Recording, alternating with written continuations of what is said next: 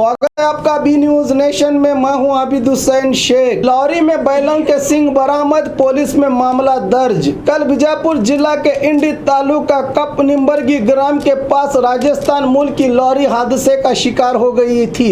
अब इस लॉरी में गाय, बैलों और भैंसों के सिंग बरामद होने पर स्थानीय लोगों ने झड़की पुलिस थाने में शिकायत दर्ज की है। अवैध रूप से जानवरों के सिंगों के तस्करी की शंका जताई जा रही है।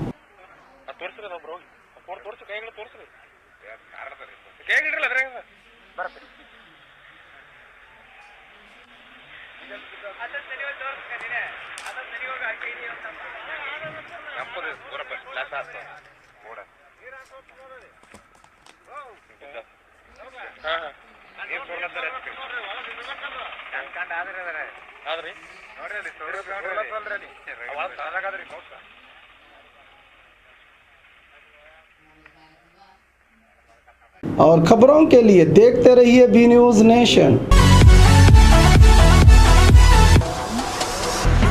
बी न्यूज नेशन के लेटेस्ट न्यूज़ों को अपने मोबाइल में देखने के लिए यूट्यूब में बी न्यूज नेशन के चैनल के सब्सक्राइब आइकॉन को दबाएं और फिर बेल आइकॉन को दबाने पर आप लेटेस्ट न्यूज़ों को देख सकते हैं।